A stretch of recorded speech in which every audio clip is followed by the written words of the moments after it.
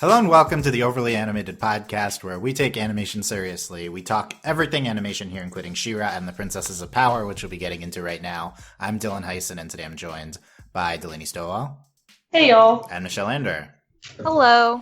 Yes, we're ramping up here for the final season of She-Ra and the Princesses of Power, which drops on May 15th, which is, as of this recording, a little less than 2 weeks away. The trailer for the final season came out, and we're going to break it all down on this podcast.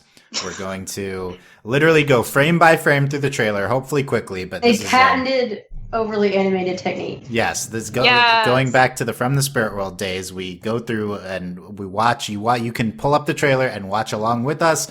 I'll say pause, and we'll say the timestamp, and then we'll talk about the scene that it's on.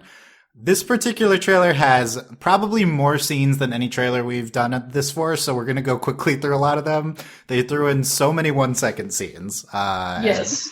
Yeah. So it's a lot, but that means we're excited to break it all down. So I'll have a link in the podcast description for the YouTube version of the trailer. That's the one we're going to use. It's on the DreamWorks TV by Peacock Kids channel. Don't know what that is. I guess it's the Peacock streaming service, but Oh, yeah, maybe I that's guess it. that's what it is. Who knows what that is? But She-Ra's on Netflix, so it's weird. But the deal is their deal is ending. I guess that's what's happening. In general, overlyanimated.com for She-Ra coverage. We've talked about She-Ra all throughout its run. Subscribe to our She-Ra specific feed on your favorite podcatcher, or our YouTube is youtube.com/overlyanimated. When season 5 comes out, we will, I don't know. The last season. Netflix split up one of the seasons, weird. We'll be breaking it all down, and we're very excited. So this is our trailer breakdown / a little bit of speculation podcast for the final season. So yeah, the YouTube link's in the trailer. Cue it up, pause it at 0. That's what we have, and then we can go through. You can go through the trailer along with us. If you're driving or something, that's okay. If you've seen the trailer, we'll describe what's happening. If you're driving, don't watch. Don't watch if you're driving. Yeah, a lot of people listen to podcasts when they're driving, or if you're running, you probably don't want to pull up the video or something. There's situations when this wouldn't work. But I'm saying you don't have to save it for later. You could still listen. Okay. Before we start going through the trailer scene by scene, opening question on the trailer and what we thought of it. Like, how excited does the trailer make you for this upcoming season? And if you could pick a favorite part from memory before we go through it, what would it be, Delaney? Okay, I literally, I have rewatched the trailer, so many times, and it literally makes me want to throw up every time I watch it. I'm so excited I want to throw up. I'm just so it's oh my God. a good throwing up. It's a good throw up, but it also makes me, extremely, anxious because I'm so excited. I literally, every time I hear the song, I just want to throw up. Oh my God. And that's also my favorite part of the trailer, is the stupid song. I'm like, why did y'all have to do this to me? Oh, man. Yes, the AJ cover of the opening theme, the dramatic cover of it. Oh my God. Good. It's so good. This is also we've done a lot of trailers. This is the best trailer ever. That's a bold take. Okay. It is a bold take, but my thing is a lot okay, let's be real. The Nickelodeon trailers were terrible. The Legend of Korra trailers. I'm trying to remember. Horrible. I feel like the last season one was hype, but I don't remember. Yeah, but the book 3 trailer was terrible. It was as a trailer. We're talking about the craftsmanship of the trailer. Right. Yeah. Usually they're oh, here's some music and then here's the trailer. This trailer, I'm how long did y'all spend making this trailer? Because it's so good. When Hordak Prime snaps, I can't handle this trailer. Mm-hmm. The sync is so good. That's very choreographed. The choreography in this trailer is stupid. That's how good it is. It's intense. Yeah, I'll say, having broken it down scene by scene to outline it for the podcast, it's more impressive than you'd think, probably, watching it one time. There's clearly a lot of effort that went into this trailer. Yeah, and also the fact that you normally how trailers go anyway is these scenes are probably from 3 episodes, but I think they did a really good job of cutting it up enough that it's hard to tell. Yeah, we're going to talk about how many episodes it's in. I mean, we've had a lot of analysis done already on what connects to what, and it's still, and yeah, a lot of it's hidden pretty well. It's still kind of hard to tell how many episodes. And I think that's part of it is they didn't show big swaths of episodes. Like, I think obviously it sucks trying to do this with like little bits, but like this is a very good trailer for like, it doesn't really reveal anything, but it makes you like super hype. Yes. To be fair, the song is carrying this trailer. Oh, the song definitely is. It's so good. It's good. Like, they made this trailer for the song, which I respect. They definitely set it to the song, which, yeah, it's great. Yeah. And the song is coming out on the She-Ra soundtrack, which will be coming out soon. So the song will be on it. I'm just going to play it like nonstop. Nice. Okay, Delaney. Yeah, and yeah, I agree. It doesn't give away too much. I think we can determine some things from the season, but they're pretty minor things. We'll talk about that. So I guess we are getting into spoilers from the trailer, but everything's from the trailer. Yeah, Michelle, how excited are you from the trailer? What's your favorite part of the trailer? I was very excited about the trailer. I honestly the Hello Adora honestly was my favorite part of the trailer, because that just, we'll talk about it when we get there, but I kind of want to talk about Delaney's initial reaction to just like being so impressed with this trailer versus, you know, old Nickelodeon trailers, maybe even Cartoon Network trailers, because I do think it's worth this is a rare opportunity for me to give my industry perspective as someone who makes promos now. Part of the reason I was really shocked by this trailer was, one, it's just like, it feels a little, I checked the rating. It's TVY 7, which is about the same as like, you know, for cartoon, that's like OKKO or Craig of the Creek audience. I had assumed for years, for whatever reason, that it was like an older demographic, like that it was teenagers. But this trailer feels very much like it's focused on like fan reaction. This is a very well-crafted trailer, specifically tailored to like the long-term fans who've been watching for a few years. To make me vomit.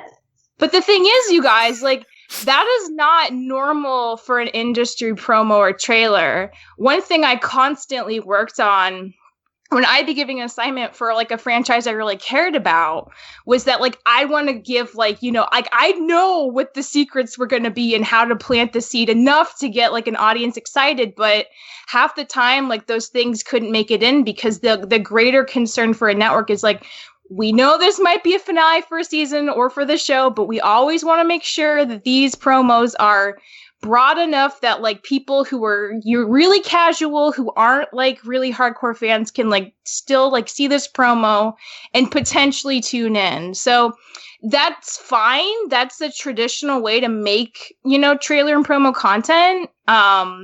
But what you lose is just like, if you just go hard for the fans, like it's really rewarding in a way that we don't see a lot of.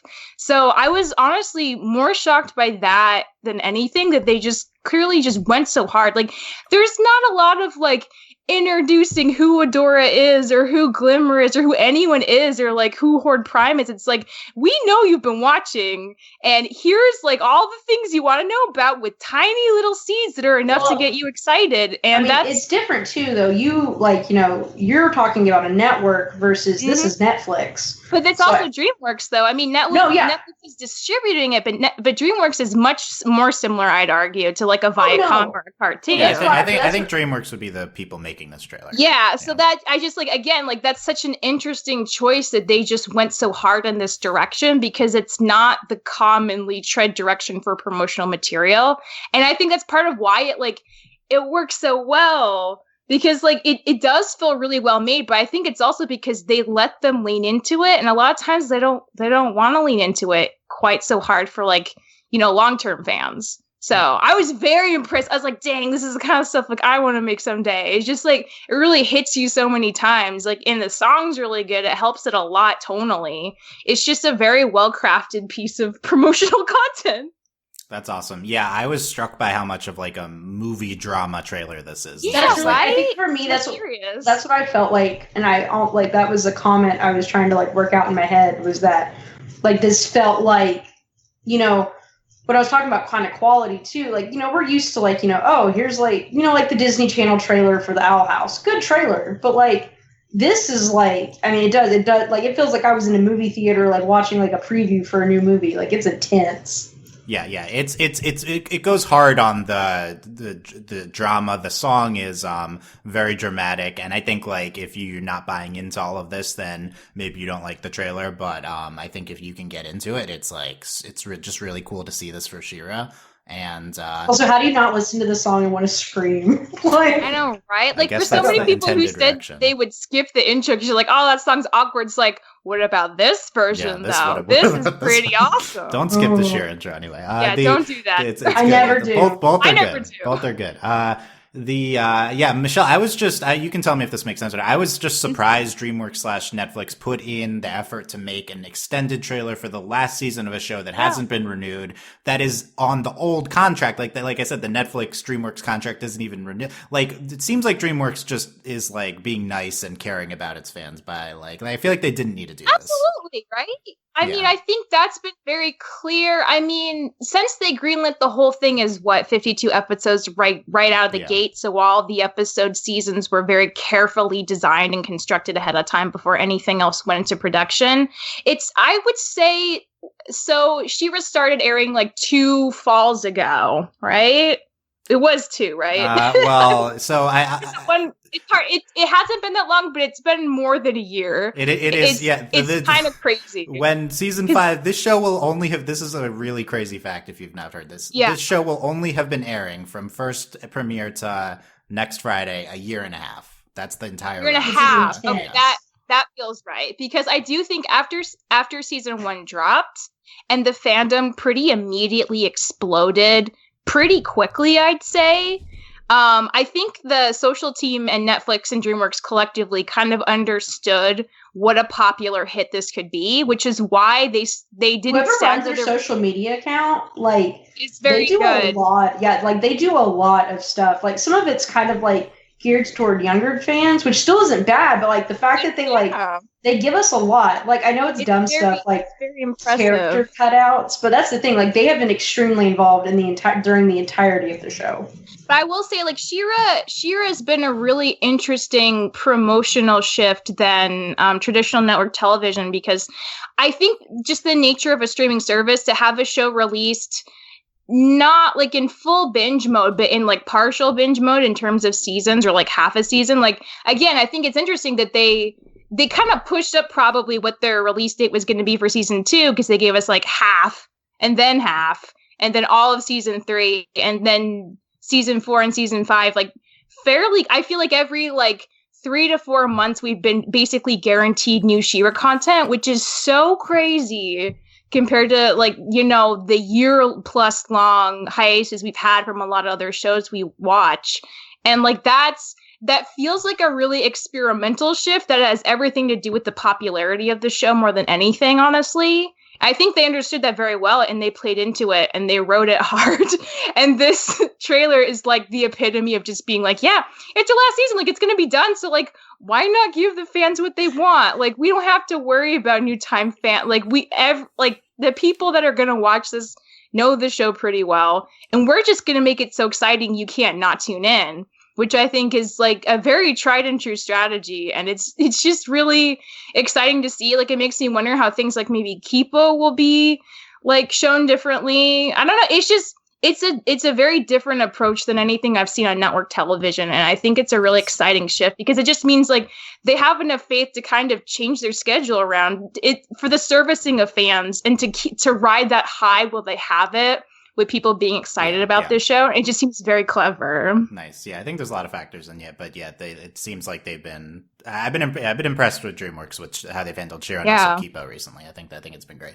You compare the year and a half She-Ra has been on the air to we also a year and a half break between Avatar's books 2 and 3, and then also between Korra 1 and 2. Like the same length of time the show total is the gaps between seasons for those. I don't know if that's exactly right, but it's around that. Okay. So it's been a whirlwind, and we're coming up here on the end with She-Ra, and we have this trailer to walk through. So pull up the trailer, everyone. We will we will go through in scene by scene. I'll pause. I'll tell you the timestamp. We'll describe what happens in the scene. Delaney's gonna vomit live on the podcast. That would be good frame by frame vomiting. Yeah, that would be good podcasting. Yeah, we'll see if that happens. Most of these we don't have to talk about it. Some of these are really, there's like some scenes which are like we could spend half an hour talking each of them, and most of these are like, okay, we'll mention it and we'll move on because we just don't know anything and it's just like an action shot. There's a lot of those. Okay, let's start. We're gonna hit play. 3, 2, 1, go. First scene is the first 3 seconds, I believe. Pause at 3 seconds into the trailer. Adora is walking into a camp. Oh, and by the way, of course, I have to say before we go through this, thank you so much to Michael, who outlined this trailer for me in extended form, and I've condensed it a little bit. But Dylan was gonna cry. I was like, I can't do this, but I ended up doing part of it anyway because I had to understand it all. Like I had to go through it anyway to understand it. But patron exec producer Michael is I'm going to be quoting him a lot on like the analysis because, as with trailers, it's like, oh, is this scene is the same scene as this scene? And there's been some work done behind the scenes already to like evaluate which scenes are actually the same or not. It's a little confusing with some of them. But this first scene, we see Adora walking towards the camp. Michael says, above the camp is what appears to be a pink magical force field. Beyond the shield, we see some floating objects which resemble Horde spaceships. Is the barrier concealing the camp? Is it protecting them from the assault? Is it a prison camp? Right, so there's a barrier at the top. I think that's kind of the biggest highlight of the scene. If you go back, if you're on the black, there's a barrier above the rebellion type camp that we're going to see a few times. In later shots in the trailer, there is no barrier. I assume this is protecting them from the ships that are above there. Well, and you see, like, there's ships, but then it's like, I don't know, but they're bright moon tents. Right, so this is like the bright moon encampment, and so they're shielding themselves from Horde primes in conquering ships that are coming, probably. Yeah. Okay, keep going. 3 seconds, 4 seconds. We'll let it go through this scene. This is we start with the flashback from last scene of her breaking the sword, and then pause at 12 seconds. We got new footage where Adora is looking at the broken sword in present time, and there's a voiceover. She says, "When I broke the sword, I thought I could make my own destiny. I don't know what my destiny is anymore." I mean, I think that's pretty plausible, though, right? Like, if all she knew was the destiny was being with the sword, now the sword's gone. It's like, well, who is she without a sword? That was a big question we posed last season. So I think Adora's on track. To be fair, a lot happened. Like, you have to remember that, like, that's the other thing is, like, we have to, like, me thinking back, like, I want to rewatch, but I'm also like, can I emotionally handle it? Like, they, like, destroyed, like, space-time continuum, and then, this is after that. Then, like, they got abducted by aliens. Like, this, like, so much happens. And, like, the last 2 episodes. Yeah, so I think at the end of last season, this is, like, Adora's most shining, triumphant moment as She-Ra, her forging her own path and breaking out of the cycle and the use of what the She-Ra is meant to be. And so you'd think, like, oh, now she's, like, awesome and her own person, but I think that this is the show that's gonna milk the negative emotions and drama out of characters, and so it's like what comes with that is like trying to find herself now, and I think that's kind of a recurring emotional theme for Adora throughout the trailer. We're gonna see later that she's probably dealing with some abandonment issues or something along those lines. I'd say like Adora's always struggled with like she likes being told what to do. She likes having a really clear purpose. She likes having marching orders, and I think the fact that she's kind of gotten rid of that makes her feel really agitated because she doesn't know how to choose that for herself yet, but she just she wants to be told what to do, but she can't right now, so that's like a much harder thing to figure out for herself. There are no adults in the show, and it's uncharted territory, except for Micah, but like I don't think he has a lot of input on this. I think she's missing her friends. I think abandonment issues might not be the right term, but something along those lines. Like she's trying to figure out her own path. Abandonment issues, and then also like this whole like she's broken. Is what Katra had. Exactly. So it's interesting. So it's interesting this like this parallel story. Yeah. So I think the primary emotional drive we get from a character this trailer is Adora. Makes sense. Main character. This is the first time we get a little bit coming up here, which we'll talk about in a few scenes. By the way, there's 50 scenes we'll be talking about this trailer. Ridiculous. We're on scene 2, so let's keep going. Okay. We're gonna hit play now. 13 seconds.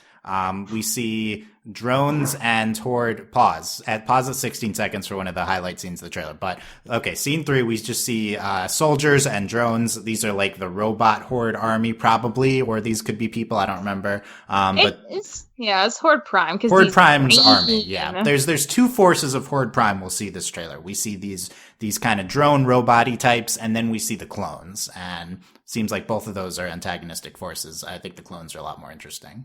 And we're on the Whispering Woods. Is the encampment in the Whispering Woods? Is it at Bright Moon? I think they're near each other. So it seems like they're going to land and try to get through to the encampment that they've set up, probably the Rebellion encampment. Okay, let's play 16 seconds. Here's Catra. 2 shots pause at 19 seconds. Catra is looking outside of Horde Prime's ship, presumably.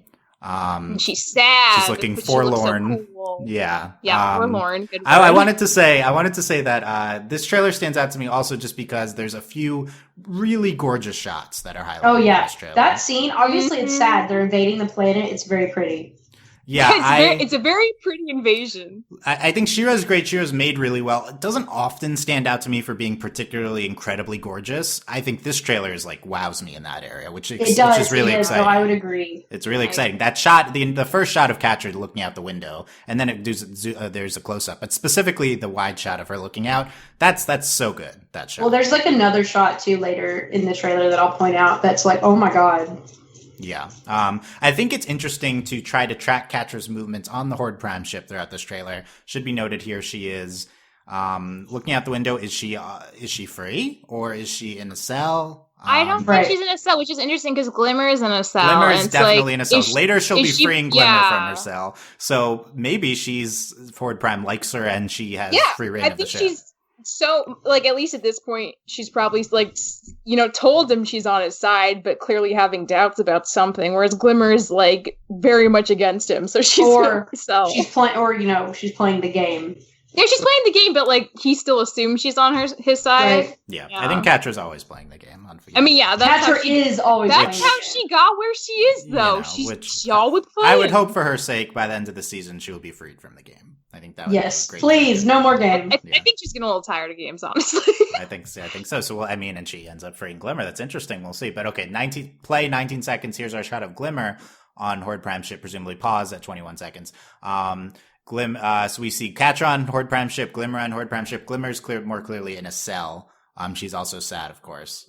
These could be from episode 1. These shots.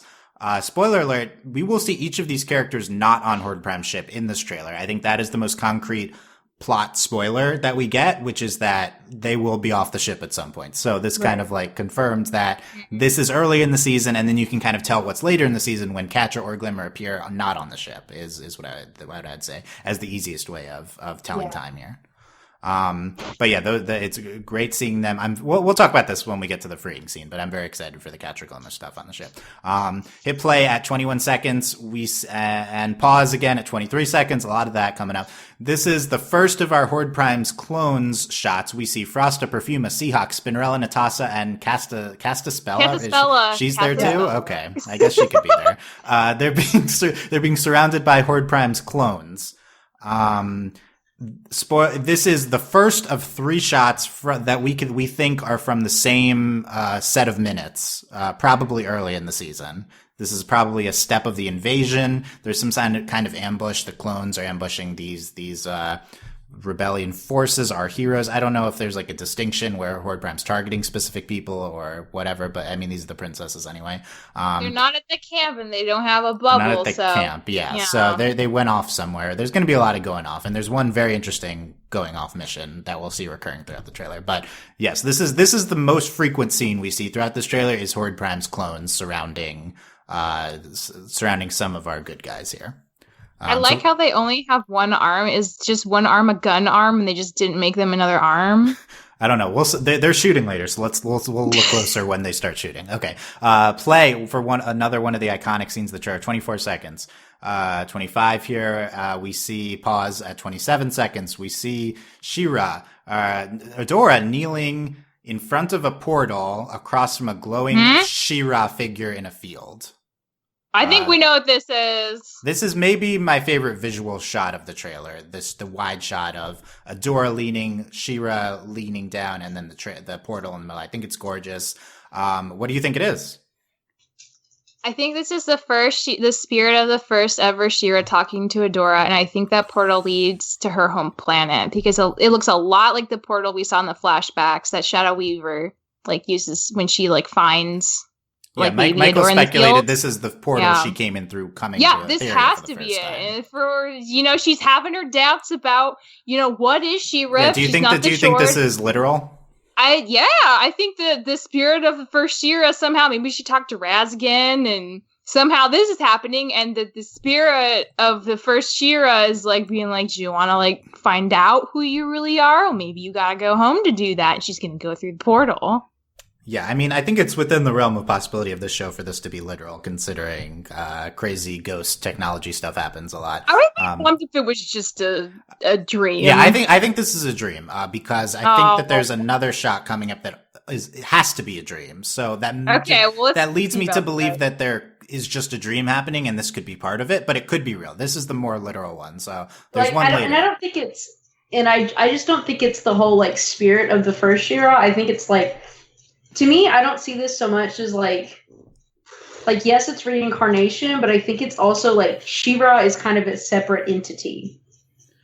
Right. Yeah. From what? Just everyone? From Adora. Okay. She's kind of freed herself from the concept of the She-Ra. Yeah, so I think I know it. I think it is very similar to obviously the Avatar, but I think it's different.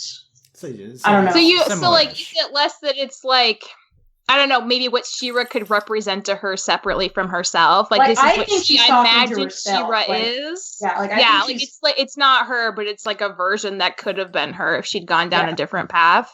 Well, I just think, I don't know, I think it's kind of this she is She-Ra, because I do think she doesn't need the sword to be She-Ra, but I think it's also I do think she's talking to herself as She-Ra. I think okay. I think if this could be literal or a dream sequence, I think the important part is it's Adora internalizing what she's going through, basically. Yes. I feel like it's a representation of what Adora's going through. On this show, you could express that kind of either way. So, we've seen a lot of glowing stuff, spirit stuff already, so it could be that. Anyway, just really love the visual of that shot for sure. And we can continue now starting at 27 seconds. We'll have a 3-second shot here, pausing at 29 seconds of ships going through space.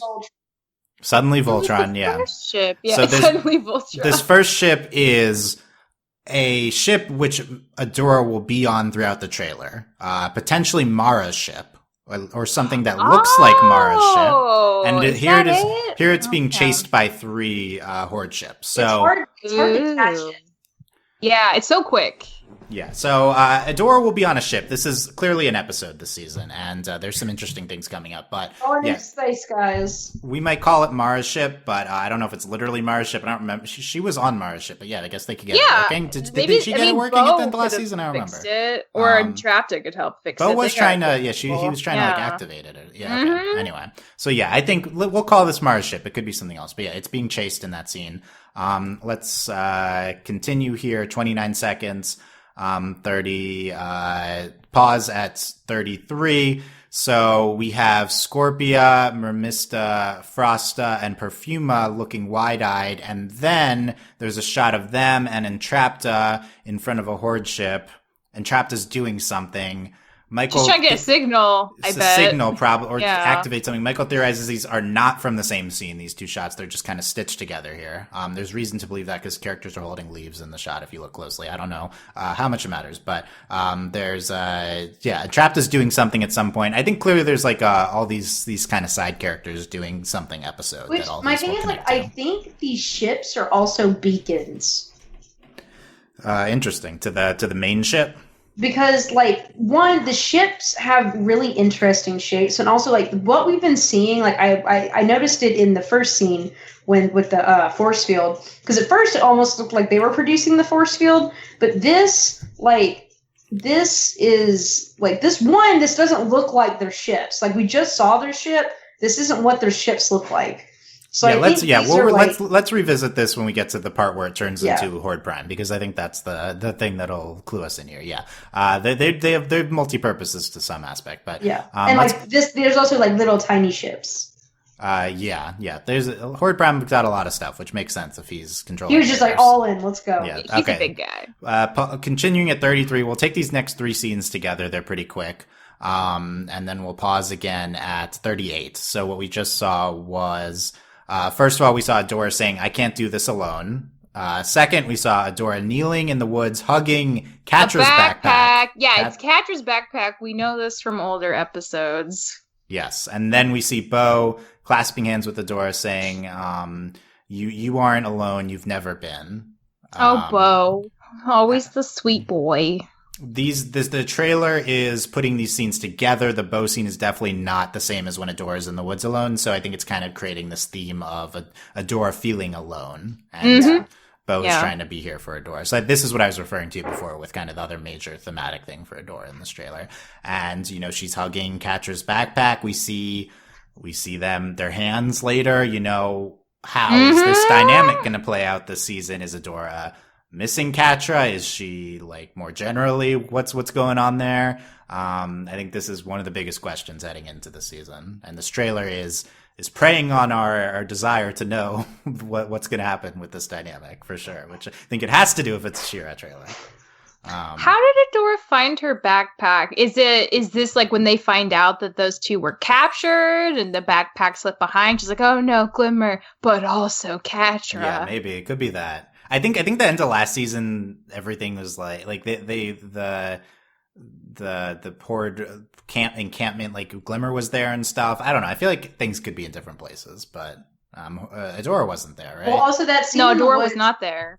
But there's also the scene in the woods, like kind of when everything falls apart too, like when they literally like the world starts cracking, and like Catra falls, like end of season 3. Yeah. Yeah, I don't really know. I need to. I don't think. I think. I didn't mean season 3. No, I mean they're fighting and like when the portal, like when they're breaking, like right after Angela like sacrifice, when Catra, they're fighting and Catra falls. Yeah, I think. It's interesting. I'm interested to see because I think Horde Prime showing up is like a reset. I think we've talked about it like that. So how much will we literally continue or care about specifically where we were at the end of last season, which I feel like is not a lot, but logistically some things do matter. So that's maybe a little confused, but let's continue. At 38 seconds, we have a shot of a ship opening. Pause again at 41. Now we can talk about Delaney's thing. But we see Adora, Bo, Micah, who's in the trailer. Micah, Mermista, Frosta, Perfuma, Scorpia, Shadow Weaver, and Entrapta. I'm shocked they brought Shadow Weaver on the space mission. They're on the ground, right? Yeah, I don't know. They're watching something open up. I think the door's opening to the ship. And Entrapta is excited, so Michael speculates it's some sort of tech or there is we potentially know 2 episode titles, Launch and Heart, which might be the series finale. So maybe this is connected to the launch. There's some Entrapta action going on here, and then earlier she's configuring something. So, but yeah, Adora's here, which is notable because at some points Adora is somewhere else. But they're excited by something. Here's an important scene. Continue 41 seconds. We're watching a giant Horde Prime show up. Pause at 45 seconds.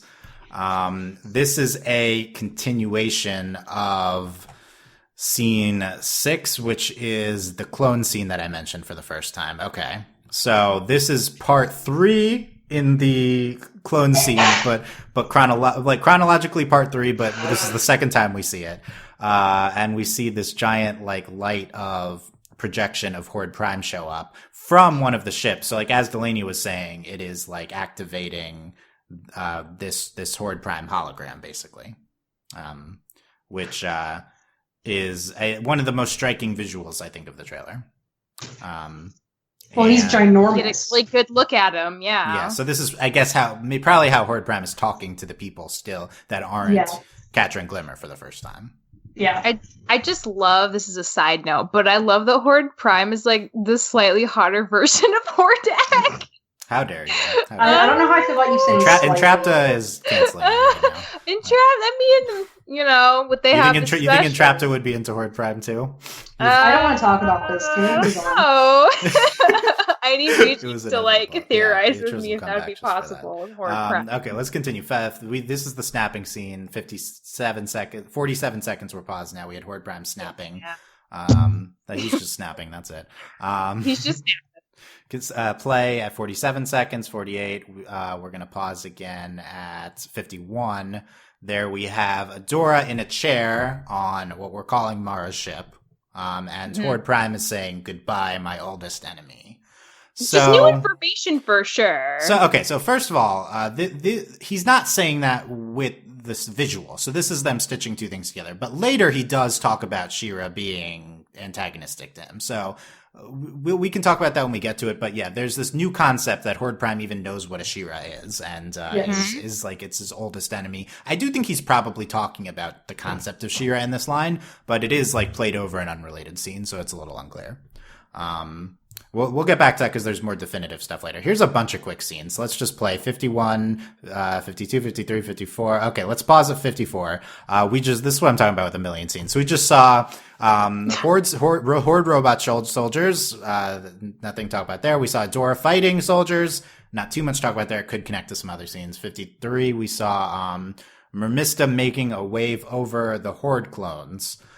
This is not we think this is not the same as that Horde clone scene I'm talking about, the one where giant Horde Prime comes down.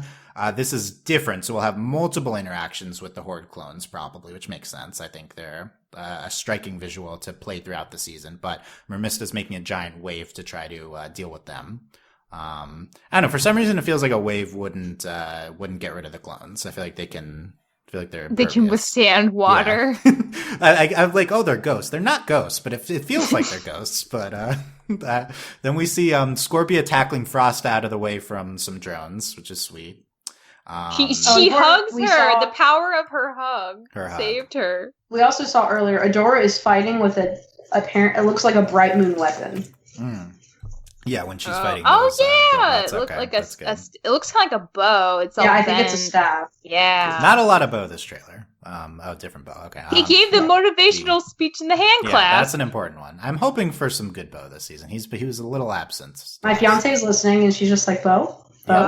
Perks up. We're saying good things. Okay, 54 seconds play. Okay. These are some important scenes. They we'll go back do to have 55. two arms. Okay, just one. They arm. do have two arms. Okay. First, we see clones showing up.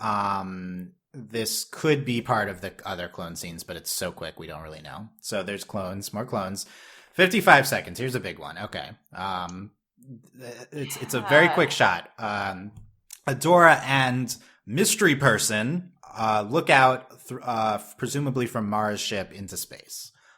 Here's what Michael says. I'm going to guess either Micah or Bo, just based on the build of that person. Looks like a man bod, but again, who knows? Yeah, so you're simpatico here. Michael says, Adora and someone else, looks like a guy, so maybe Bo or Micah, are wearing spacesuits and opening an outside door on what might be Mara's spaceship. Mystery guy is wearing a harness. Adora is not.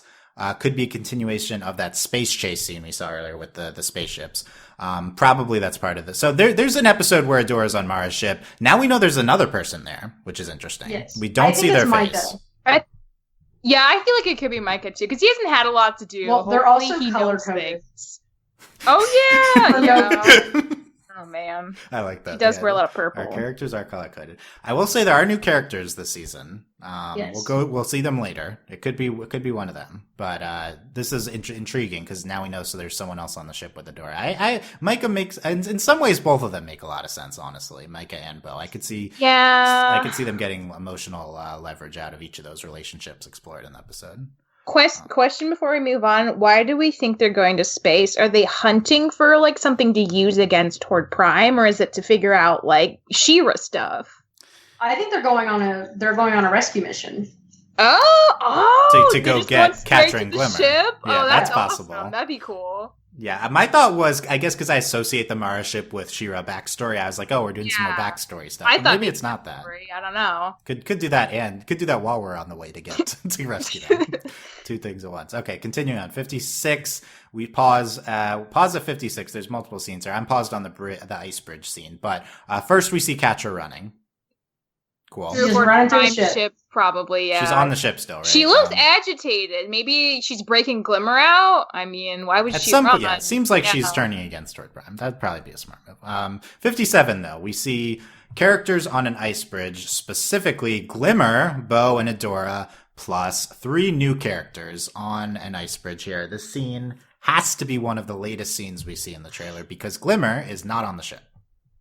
This is the first time I've noticed Glimmer was in that shot, but this is really good proof of that. Yes. Yeah, she's Glimmer there. will not be stuck on the ship, and we got 3 newbies. I love big-haired girl. That yellow person hair awesome. and white hair. Yeah. Yeah, golden floof hair. Well, yeah, pretty floofy hair. We see these are like the in animation, like the model of the character in the background is like so much less detailed than in the background, and these are like their but kind of like their background models. This is not a good judge of what these characters will look like, but it is exciting. This is the only time we see these 3 new characters. And could they be other princesses? Like, do other princesses exist that we didn't know about? Not that we know, but who knows? I think probably because they've been trying to get people to join the rebellion. I'm sure there's more. Yeah, we'll see. So this is one of the most exciting shots for me. Continuing on. Also, now they're in space. There could be infinite princesses. Infinite princesses in space. Oh my gosh! Other timelines? That too. No, I don't think so. Paused at 58. So we just saw a scene. Adora just looks angry in the scene. Adora, Bo, Scorpia, and Swiftwind are sliding down something. Okay. Swiftwind's like, oh god. There is some Swiftwind like, my hooves are not made for sliding. Hoping for a big Swiftwind. Please don't say that. Don't wish that on us, Dylan. I hope the last shot of this is Dylan's favorite part of the trailer. I hope yes, absolutely. I hope the last shot of the show is Swiftwind telling us a moral. Right. This is literally us with Onion, like how the tables have turned. Exactly. Hey, yeah. I love Onion. Swiftwind is my onion. If I was I genuinely love Seahawk. Swiftwind, I mostly troll love, but it's okay. Okay. I actually legitimately love Onion and also troll Onion. Stop talking about Onion. Okay. 58. Continuing. Pause at 59. We saw a war room scene, I believe. Adora, Frosta, Perfuma, Mermista, Micah, Shadow Weaver, and Bright Moon General. Adora says Prime holds every advantage in this fight, so some sort of battle is, that makes sense. It's going to happen. Continuing on at 59. Pause at 101 before we get to one of the highlights of the trailer. Here's an important shot. So this is the clone army opens fire on our heroes enclosed in one of Natasha's protective barriers, says Michael, presumably. This is net barrier. This is the last scene that connects with that scene the recurring thing I've been talking about of the Horde Prime clones, the clones. So this maybe is second chronologically before the projection, I think. And they're attacking. So maybe it's some sort of ambush, something like that. But yeah, they are firing lasers. But I guess they do have 2 hands. They were just trying to go straight to that ship and bust out Glimmer and Catra, but it's not going to work. Are they on Etheria? Unclear. I don't know. It's all rocky. Maybe they are on like a moon somewhere. It's really hard to tell. There's no vegetation. It's not the forest. Yeah. Okay, but let's talk about one of the highlights here. 101, 102. Pause. Yeah! That's it. This is the favorite scene of the trailer. So Catra is opening the scene to the Glimmer's cell, and she looks pensively forward. I don't know if she's opening it. She just made it less green, but I think it's like there. Yeah, I think it's you can make it like so she can talk to her. It's like when Shadow Weaver would visit her cell. It looks open, but there is still a little film. And I guess she looks sad, so maybe she's not. She could be pensive because they've been on they've been on the opposite side to the fight, and her making a gesture is inherently very vulnerable for her, and she doesn't do good with vulnerability, so it's like awkward because she's trying to talk to her. Period. Yeah, so maybe she's just talking to her. this could be part of step one in freeing her or something. But I'm the fact sure that she's gonna help her bust out eventually. the fact that Catra does not look angry at someone is notable always. So this, I think a lot of people are hyped for this dynamic between Glimmer and Catra, two characters haven't interacted a ton before, are two opposite sides of the same coin in Noel's grand master plan of She-Ra. And seeing them together, you could get some tension out of that for sure. I think a lot of people want romantic tension out of that. I'd love if this was explored this season. I just remember, like, back in season 1 or 2 pod discussions, we were already saying, like, if Catra's going to come around, the person that'd probably change her mind would be Glimmer, not Adora, because they both have, certain relationships with Adora, and they can kind of understand each other on that level in the way that Adora kind of can't with them, because it's kind of too close. Well, what we talked about, too, during the finale is that at this point, Catra and Glimmer have done the same thing for different reasons. Mm-hmm. They're both willing to do whatever it takes. Yeah, I wouldn't say they've done equally bad things, but they've escalated. That's what we talked about. No, that's what I'm talking about. We've done, like, the thing is, they are more similar than they think. Oh, I absolutely do not think that what Glimmer has done is anywhere near as terrible. I think thematically, Noelle sees these characters as very similar, but in different circumstances. Yes. So there's also the attitude, like, Catra does what she does for herself, Glimmer does what she does for her people. Yeah. But and potentially that's only because of the circumstances they're in. Right. Or I think there's themes of like doing good on the inside, dark on the inside that we're kind of exploring with these characters according to Noelle. But I think they're similarly headstrong characters that can relate to each other both through Adora and just on their own, probably in ways that they haven't gotten yet. So it'll be really interesting to see them talk, break out together. Is someone breaking them out? Are they breaking out? Are they going to like each other? If they come out of the ship friends, that's going to like break Adora's mind, right? Like, absolutely. So that would be really funny. This is, there's things like I'm most excited for the finale, but in the short term, this is the scenes I'm going to be glued to the TV for, is the Glimmer or Catra scenes. Very excited. Yeah, same. Okay, let's continue. 102, we see a shot of Shadow Weaver. Nothing to see here. 103. No, nothing to see here. She's using magic. Who let her use magic? Is she doing it for like? I think it's not. Is she gonna turn sides again? Because she always. What if there is magic happening and she is trying to control it or something? It could be maybe. Yeah, but like you say, nothing to see here. I'm like, yeah, there's so little to You're see. Right. We can't just say Shadow Weaver. Nothing to see her. She's the ultimate. She's using bad, magic. That's always scary. Okay, so yeah, I mean, we don't know what's happening here, but no, we don't. Shadow Weaver. I think a lot of people have their eye on Shadow Weaver as but the one kind of irredeemable character of the show. So she's going to do something pretty bad this season, probably.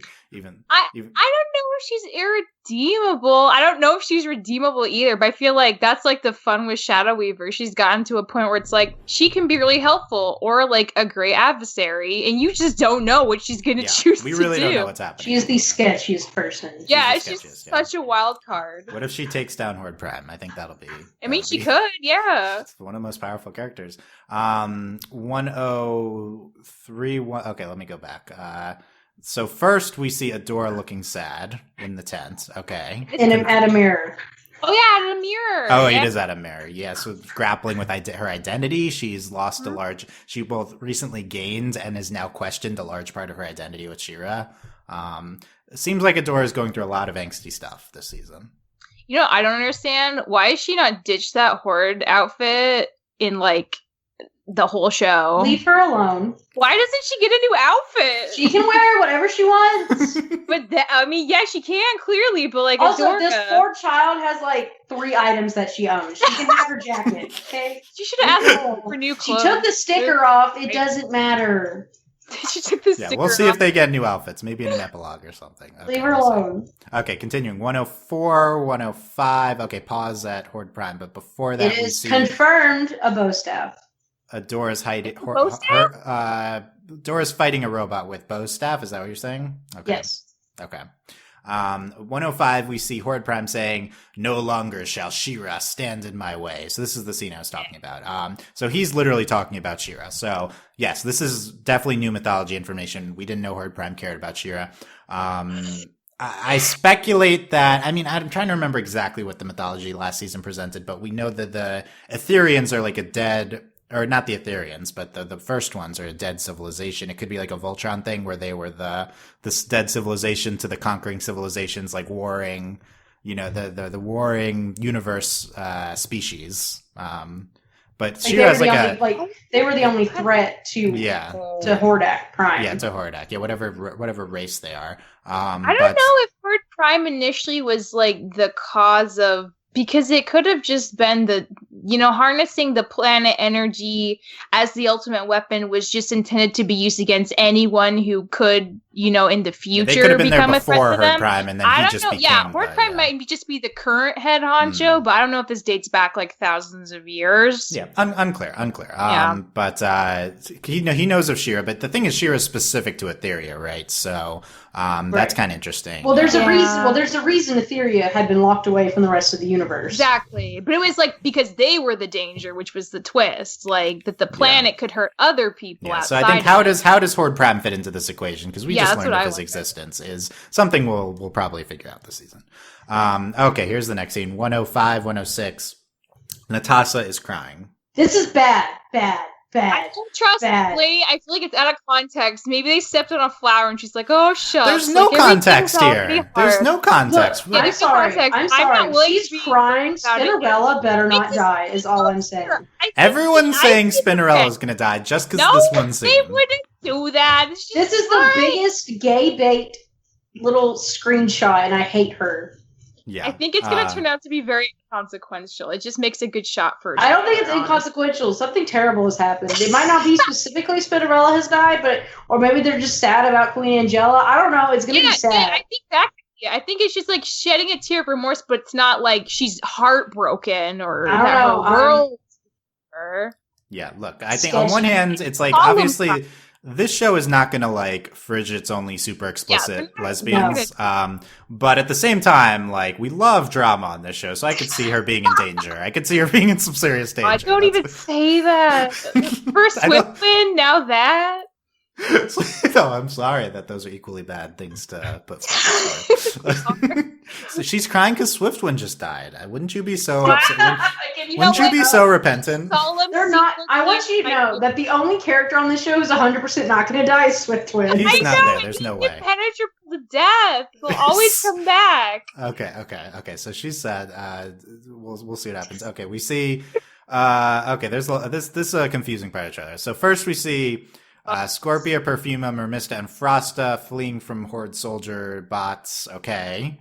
Then we have a few scenes in a row that could be the same scene, starting at 107, 108, stop at 110 with the Dora and the lightning. So we just saw, Michael says, some Horde drones circling a Horde ship that got blown up by Frosta's ice spikes. Then she jumps off an ice ramp and shoots more spikes at some robots, followed by Seahawk, Perfuma, and Castaspella. And then we see Seahawk. I'm saying we see Seahawk fighting some robots. All could be the same scene, probably all the same episode, but yeah, there's some, I think Frosta, like, destroying ships is the most striking thing happening here. It's very impressive. Crazy, very powerful. And for me, the most important thing is Seahawk, prominently featured in a shot fighting some robots. He was accurate about how many people he'd taken down last season. There you go. At last, he has got the number right. He'll get there. Yeah, they'll probably bring that joke back if he just starts killing a bunch of robots. So they'll probably, I think they'd bring that back. We see 110. We see Adora standing in front of electrified crystals. I don't know what's going on here. It's a She-Ra thing. Yeah, it's got. I think it's connected to the scene we see later. Could be. It could be. She's about to do something sketchy, and everyone's like, "Don't do it, Adora." And Adora's like, "I'm gonna touch it." Okay, here's I'm gonna touch it anyway. Don't touch it. Okay, it's time. 111, 112. Stop there. So we see a shot of Catra over the destruction of Salinas from last season, glitching out, replaced by season 1 Catra from the Horde, and in the background, Catra says, "Hello, Adora." Messed up. We need to talk about this. So the thing that clearly I don't think this VO goes over these clips. This looks like some kind of simulation memory, which we've seen with Light Hope a bunch in the earlier seasons with Adora. She holographically simulated. By the way, Michelle, this is the other scene I said is more definitively a dream. Like, this is clearly not this happening. Definitely feels like either a dream or like a holographic simulation. The thing about the Hello Adora that really gets me is one, like, I remember us saying when this trailer first dropped, it's like, did Catra say that? It doesn't sound like her voice. And all that means to me is that, like, we're just not used to hearing her literally this calm ever. This is what she sounds like when she's calm, and that's what feels so wrong about it. She's not shouting. But also the fact that she says hello Adora feels so cordial. I feel like part of the thing about Hey Adora that was so nice was that Hey Adora just sounds a lot more, like, intimate. Whereas Hello Adora sounds more cordial, which might honestly imply more distance between them at this point. Even if it's become like an amiable distance, it implies the relationship is like becoming something else, and maybe they're not going to be as big a part of each other's lives anymore. Maybe that's for the best. Good. But yeah, it's probably good. But it's like, ooh, like so much you can get out of just that, the way she says it, you know? Right. She was also like torturing Adora the entire time. I mean, I'm not saying it's a bad thing. I'm just saying it's a difference. It's definitely different because she says hello instead of hey, and this is freaking people out here. How many Hey Adoras are we gonna get? And well, also there's no telling what this is. Like, yeah, there's no telling where. So here's what I'll say: we don't see any Double Trouble in this trailer, or do we? No. So this could be Double Trouble. I mean, anything could be Double Trouble, for all we know. For all we know, Delaney could be Double Trouble. Delaney right now could be Double Trouble. You're right. Yeah. So, of course, I mean, we've had a Double Trouble playing off of the Catradora dynamic already. We got that, so this could be Double Trouble. It sounds so different. I think it's just Catra's going through some stuff, so she's going to be different here. And so, hello, Adora. Yeah, very interesting how this is going to play into their dynamic. Definitely a lot of people's highlights of the trailer. We also get Cadra gets some therapy and some medicine. Good stuff. Yeah, everybody. I doubt that. It would be good, but yeah, I'm not hopeful. Be good. Okay, so 112 we see Bo dodging some lightning. 114 we see, okay, here's an important part. We'll stop at 116. So we see Glimmer. She is clapping back to standing up to Horde Prime. She says, "First, why are you doing this?" And then she says, "You will never win." Probably not right next to each other. We're stitching these together to a certain extent, but okay, what the heck is on his frickin' throne? Are these the heads of people he's killed? Do you see this nonsense? Maybe they're his sock puppets.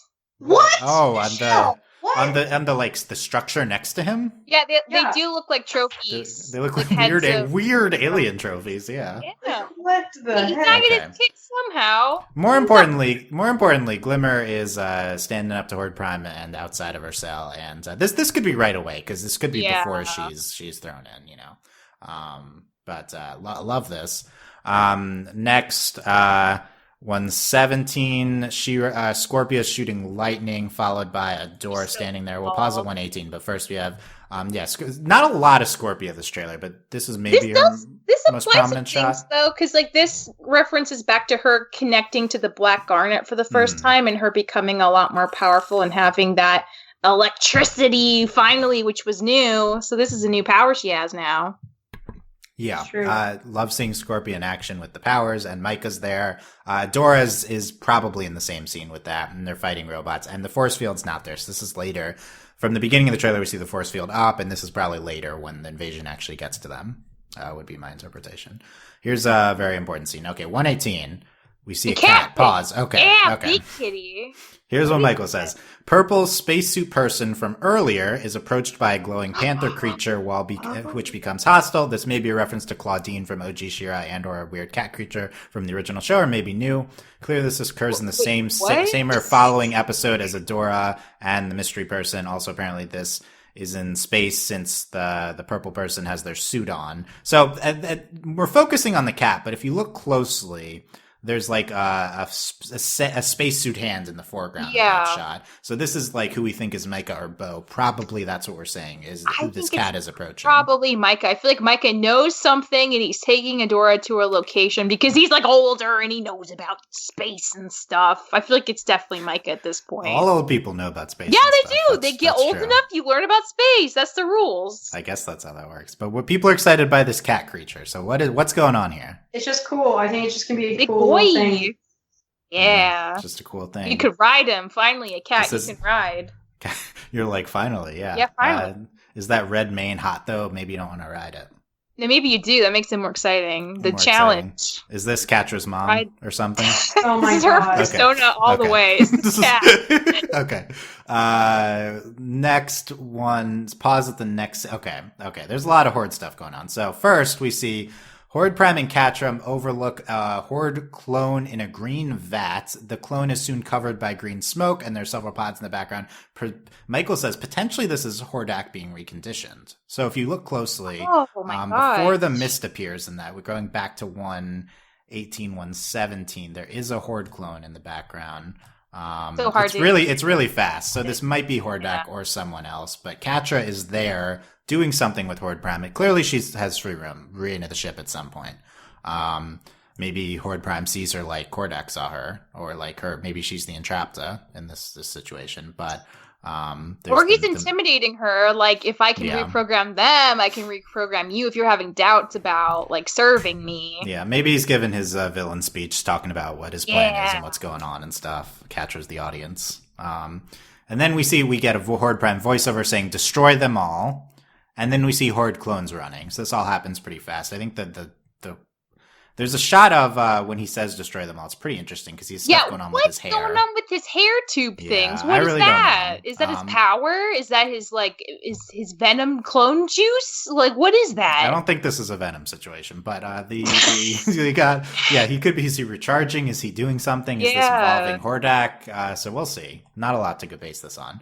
But anyway, going past the clones running, continuing on, we see 120, we see, while we're watching on a screen as Mermista, these scenes are so fast. I'm blowing by. I'm trying to pause it. Mermista is being surrounded by soldiers, bots. Then 122, we see Adora trying to hold something up, and she says no. Based on the hand behind her, I think this is from the same crystal location as that bridge shot with the new three ladies. I think that's one of the new three ladies behind her. It's possible. We see a hand. We don't know. I feel very positive. Also, this is weird. It looks like Hordak. It seems like a Hordak type hands, but we don't know his hand. Yeah, but it could be like armor. I don't know. But then again, he wears armor. Someone's armor or that robot like or something. His color palette though, like pinks and gold. A lot of color palette stuff going on. Okay, continuing. 122 is the shot of the shot of the hands. Adora says, "Hang on," as Adora reaches for Catra, probably on a ship in space. Yeah, that background looks like a big spaceship. But we don't know what this could be part of the dream, for all we know. Or she's rescuing her. She's rescuing Catra. Can't help herself. Well, if they're going to save them, and that if that's what her and Micah are doing, then this could be the conclusion, or it could be nothing. So we don't know. True. It's a striking visual. Like Adora does get her off there, and then Catra like goes away to kind of decide later if she's gonna really change sides or not. Yeah, I think if they save them in episode 3, they're not. Catra's not on the good side right away. This is gonna take some time. It's not gonna be that quick. Yeah, so I think definitely there'll be some angst, even if this is as straightforward as Adora going to save them. Which I'm skeptical of that. I don't know. This shot it could be later in the season. It could be earlier. It could be a dream. Don't have a lot of context. Okay, continuing on, we see Glimmer, surrounded by magic stuff. Could be related to the Shadow Weaver magic shot we got before, maybe not though. Then we see Adora going into the Avatar state at 124, but she's a bunch of dots on her, so it's unclear what's happening there. And we're at the end, and then Bo says Adora, and then we cut to black for a few seconds, and then we get the last shot of Adora. There's a sound over this. She says, "For the honor of Grayskull," and she's trying to concentrate. And here's Michael's speculation. He says to summon a new sword. was wondering if, like, this, not that she's summoning a new weapon, but that she is discovering a literal powerful charge inside herself is the actual She-Ra power, divorced of, like, a weapon, you know? Like, she's the weapon now. Something like that, yeah. Yeah. Her doing I love this some transition, though, between, like, her harnessing the power and then the like, power charge of the logo popping out. It's just it's so good together. Very good transition. Nice. Yeah, it's a cool way to end it. And yeah, for the honor of Grayskull, I assume we won't know what Grayskull is in this last season. I assume that will be a thing. But that's okay. No, by the way, she's probably still on the Mara ship at then. So I guess there's some She-Ra internal searching going on in that Micah and her, we speculate, part. So we made it to the end. There you go. There you go. We did it. That was the end of the trailer. It's so good. It's so good, though. A lot there. We talked about for a lot. Okay, here's common scenes that I pointed out. There's that scene with the clones I talked about a bunch of times. There's Adora on Mara's ship with someone. Glimmer and Catra on Horde Prime's ship we see a few times and they're out later, and there's a potential dream sequence, which may or may not be true, but those are the kind of connections I make. I also think we talked about other ones throughout. There's like the side characters going on some journey. There's like an attack on the camp. We see the before camp as well, and you could probably connect a lot of those fighting scenes with the robots, but and then I guess they're fighting the ships too at some point.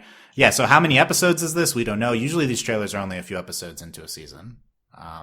It's possible most of this is the first 3 episodes. But I would think that a few shots would be from later in the season. Anyway, okay. Delaney, having seen all this and talked about it, tell me what you are most excited for now, heading into the season. I mean, obviously the thing I'm most excited about is, like, what the heck's going on with Catra Dora. But really, I just want Adora and Glimmer to get back together and apologize. Yeah, we see them together in the trailer, so we know that they were released. I guess, I mean, really, I think legitimately, I'm just, like, Adora's journey and, like, going through this, like, identity crisis and, like, discovering her true power as She-Ra is really what I'm excited about. That's good. That's a reasoned answer. Yeah. That's a reasoned answer. The as shipping opposed answers. to being crazy, so. Right. As opposed to the parts of the trailer that made me want to vomit, yes. Yeah, did you vomit? No. Okay, that's good. I know, shocking. You would have known, don't worry. That's progress. You might have muted, though. We don't know. That's true. That's true. I don't know. Okay, I wouldn't want anyone to hear me vomit, but I definitely would immediately tell you that I vomited. Okay, thank you. I would appreciate that. Michelle, what are you most excited for going into the season?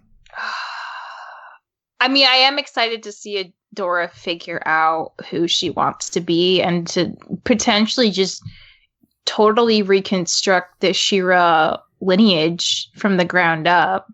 That would be pretty amazing. But also, like, I really want to see Catra figure herself out and Scorpion figure herself out. They're my main 3. I have no concerns that Glimmer's not going to be okay and that Bo's not going to be okay. Like, they're going to be fine.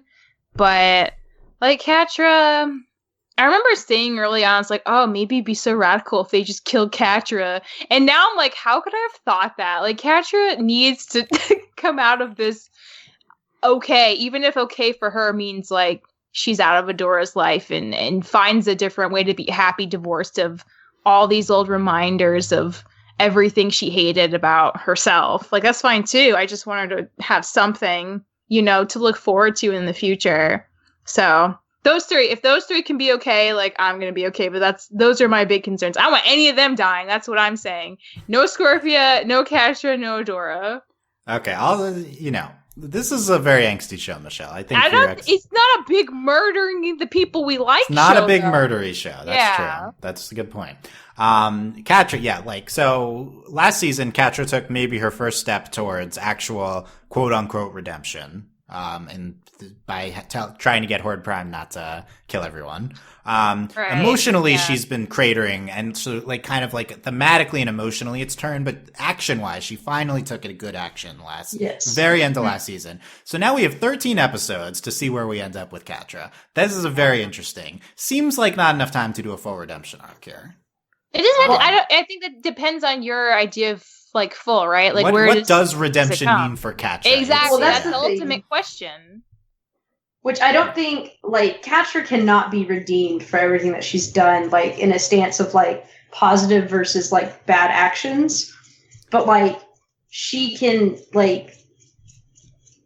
help and come full circle as a character, as a person, like, as herself, but she cannot be redeemed, I don't think, if that makes sense. Like, there is no, like...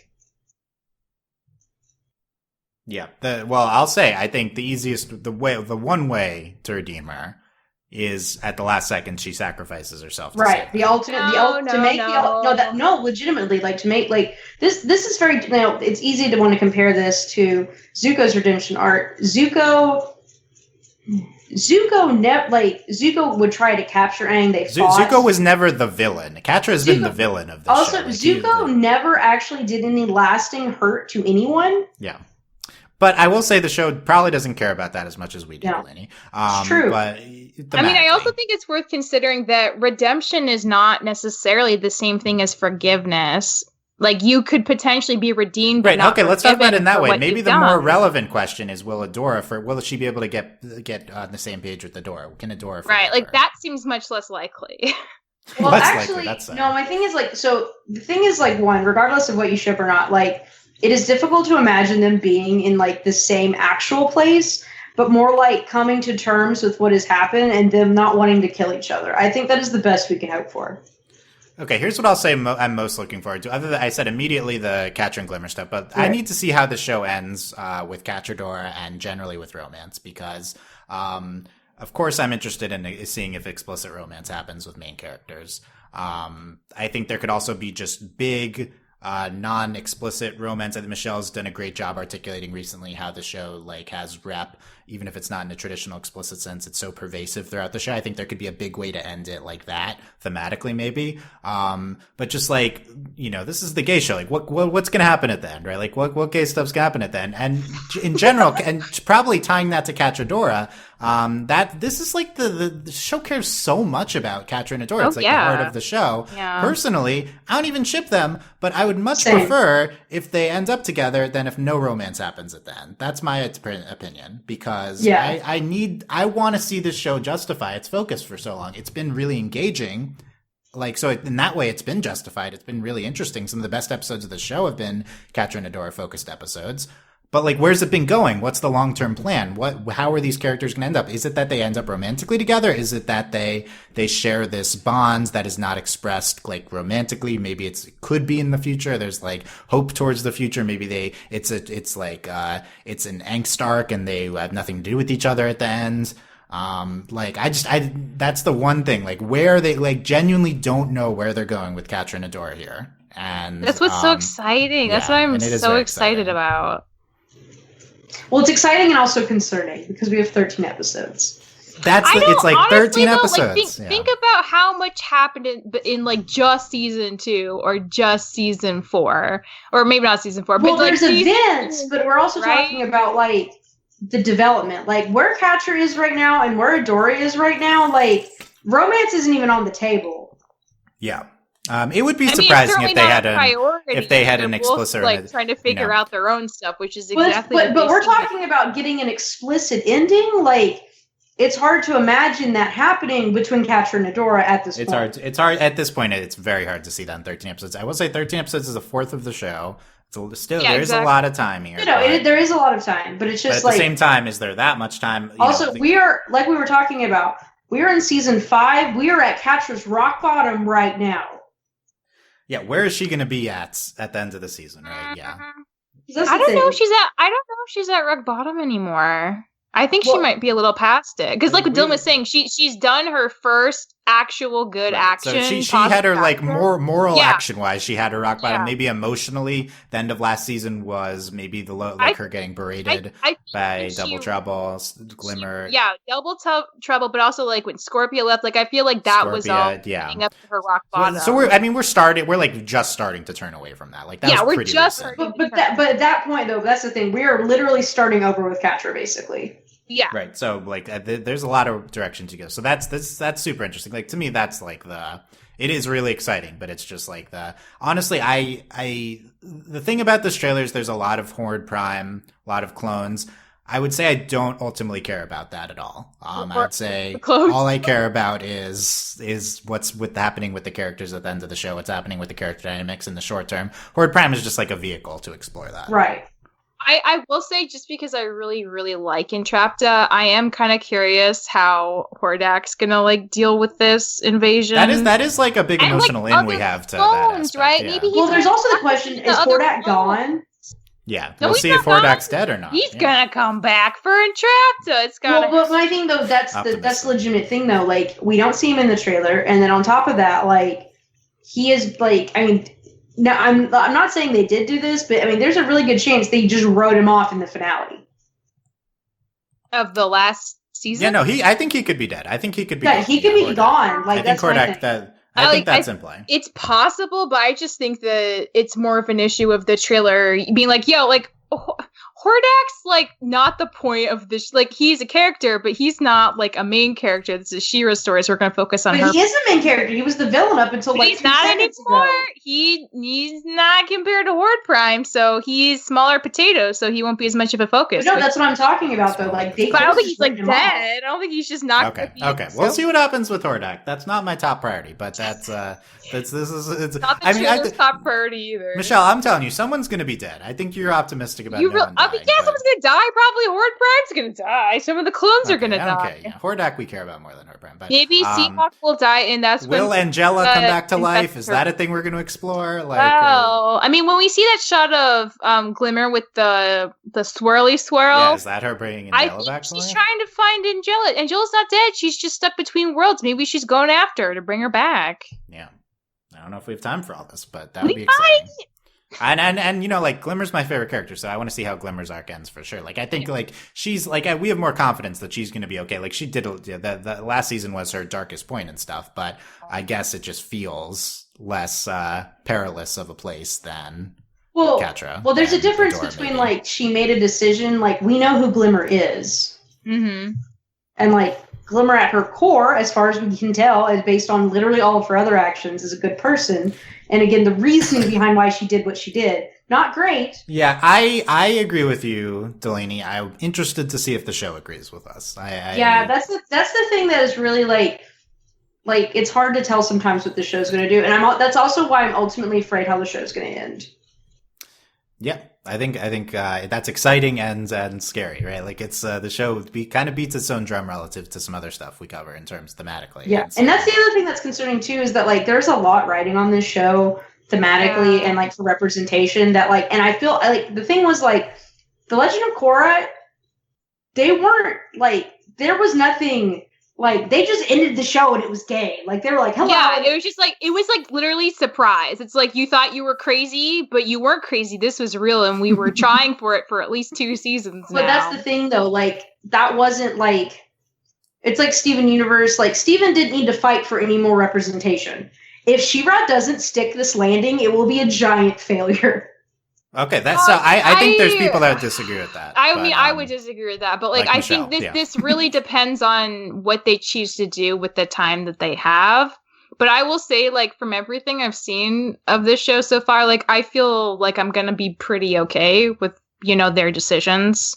Even if it's, I think there's a lot of people like Michelle who's like, the show has accomplished what it's accomplished queer rep wise Well, for already. me- It's very prevalent. Well, my And thing then there's is, like, people like maybe more like me and Delaney who think like the show really should have like one huge thing. Also, the thing is, like, yeah, like, and this doesn't even have to be explicit rep, but my thing is, like, I love She-Ra, I do, I love Noelle, and I love everything that they've done so far. She-Ra has not given me anything that Steven Universe has not given me. And that's the problem. Other than you could argue like a pervasive, which Steven has too, is just like a general undercurrent and pervasiveness and general queerness of the characters only, and stuff. honestly, legitimately, the only thing She-Ra has over Steven is that it is a female-led show. Yeah, and I don't think we need to compare them in terms of like accomplishments and stuff. Well, and, Steven is obviously the gold standard to compare but my to. thing is, like, what I'm just wanting to say is that, like, there is a lot riding on this finale that, you know, other shows, like, and that's the thing that sucks too, is that, like, when you have a, like, queer writers, queer creators, and you have this queer show, like, it sucks. And me too, as a queer person, like, I am relying on, like, and I'm not saying, like, if they don't end up together at the end, but my thing is, like, if there's no payoff to how gay this show has been without it being explicitly forever 100% gay to people who aren't me, then it's going to be like, well, and I'm sorry, it's possible too. Voltron did not stick the landing. Voltron blew up. Voltron did have an explicit queer ending. It did. And that's the thing though too, is that they had 7 seasons of a good show and they just blew it all at the end of the last season. So it's like, it can happen. I wonder if like part of the issue with, well, I don't want to say issue, but maybe part of the conversation with this is also like, because like you brought up what I think is a very important point. Like if there are so few queer helm shows that are, you know, seem pretty like ingrained with queer like messages from the get-go, because there's so few of them, you can't help but kind of compare the few that you have. Right. Where do you fall as a creator then, or like a show team, when you're struggling between trying to tell the best story that you want to in your own way on its own terms and being kind of also like pushed up against this comparison, this inevitable feeling comparison between your show and how it holds up to like the few other shows out there. Well, because like in an ideal world, you can just make whatever show you want to make and just hope that it stands on its own. And I understand like that's not always like how things are and how the world works when there's just so few out there. But like, you know, I feel like as a creative person, you do probably have to like find that balance for yourself. Like you don't want to lose all the integrity of your show to, you know, give people what they want if it doesn't feel like it's forming in a way that makes sense for the story you set out to do.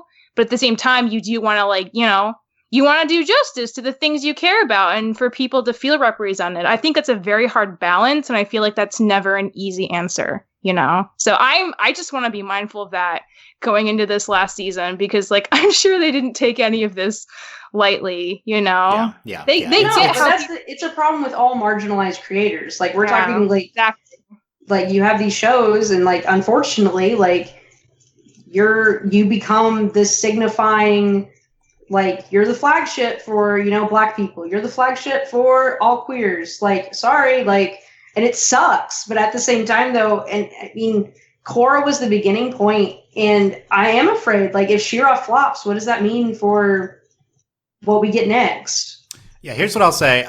We just got Kipo, minor spoilers for Kipo, if you want to skip ahead. We just got Kipo from the exact same company as this with a pretty explicitly queer moment. It's true. And that's something that we didn't get to a certain extent. We haven't gotten that type of thing from She-Ra.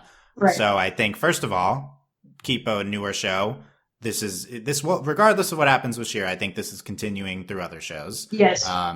And I personally, I think that gives hope for a moment like that at the end of She-Ra. It seems very, very different from everything we've gotten before, but there's proof, same exact company, it's possible that we. Well, I'm not. The thing is, I'm not at this point. I'm not afraid of what they didn't let in. I'm afraid of where the show is ending. Does that make sense? Like just period. Yeah, I'm just like I don't. Outside of like DreamWorks or whatever. Like, the fact that She-Ra exists and it's the gayest thing ever, but, like, it's not explicit, save for Natasha and Spinnerella, but, like, I'm just legitimately afraid about where the show is ending. Just period. Just, like, in terms of a satisfying ending or, like, a happy ending? Satisfying. Right. Yeah, I think that's, yeah, I mean, I think it's fair. I think we all are. It's been good so far, but I think, like, more than any other show, this is, like, an unknown heading into this last season. So there's. And for the record, I don't want to. I like. I'm not that person who's like, well, Noelle is like she speaks for all of us, but like it's like it just sucks that's the position I mean, she's in. And that's like how Rebecca's probably been, you know, kind of like held up for a lot of years too, like, you know, and that's not a decision she has any control over. That's purely just like how, you know, fans and people see her as just like, oh, she broke all the borders and she did all this stuff. And it's like, well, she's also like a single human being who is a person and not like. Well, by that same token, like, no, they didn't do this alone. Like, she's the creator of the show. Like, you know, it's not like she wrote every single script or. Yeah. Okay, it's a good discussion. We'll see soon where it ends up. I think, like, just generally, like, She-Ra is an important show to a lot of people, so hopefully people like the ending. That's the thing too. I love She-Ra so much. It's just like with Korra. Like, I care a lot about how this show ends. I'll be honest. Like, up to a certain point, I didn't really care how Steven ended because, like, Steven had done what Steven had done. Yeah, Steven, and it had an epilogue series. It's a different situation. I think the thing with She-Ra and this being its last season is they got their set number of episodes from the start and have been planning to an ending point from the beginning. It's very different from a lot of other things we've seen. So I think there's a chance this ending is just like crazy huge. Like we've been building to this point for a long time. It probably is. And I'll say like part of what I think is really impressive about this show on its own is like every season, like you have so many anxieties and insecurities about what's going to happen to characters. And that's like a mark of good storytelling. We've gotten really good payoffs, but they've never left us completely consoled, which again is just part of what makes like watching new episodes of the show fun. So like I'm going to reserve too much concern until we see it, just because like I think like they just want this to be an exciting ride to a point. And the fact that we're also stressed out is like kind of a testament to their skills at plotting this. So I think that's what they want us to feel at this point. Right? I think that's the intent. Yeah. Well, that's the point. That's also like, this is also like, we've covered a bunch of different shows and like, this is also, again, this is another reason why She-Ra is such a big deal. And also like with Korra, like this is one of those shows where like the stakes matter. Yeah. Like, Steven, like, we all love Steven, but we knew in our heart of hearts they were going to hug it out and everything was going to be okay. That's not what's happening in She-Ra. Like, people are going to die. So very least it's a heavily dramatic show. Yeah, that's the thing. It's different. Like, this is a different, like, you love Craig of the Creek and you watch Craig of the Creek. No, they're not going to kill anyone in Craig of the Creek. Like, not yet. Not yet. But, like, you watch She-Ra and you're like, oh my God. Like, what are, like, they didn't even kill Jasper and Steven. Like, meanwhile, we have to, like, Angela's is, like, gone. That's true. Angela's, like, legit gone. And, like, obviously they brought Micah back, but, like, that's the thing, like, and I think just bringing they literally, like Dylan has said, they reset the show. Anything is possible right now. We're like you said earlier, we were playing small potatoes for the past 3 seasons, and now we're like into an intergalactic like war with like we got like 5 people versus this giant clone army. Like what the heck? So exciting! It's so exciting. Clearly, there's a lot of excitement. He's gonna throw up again.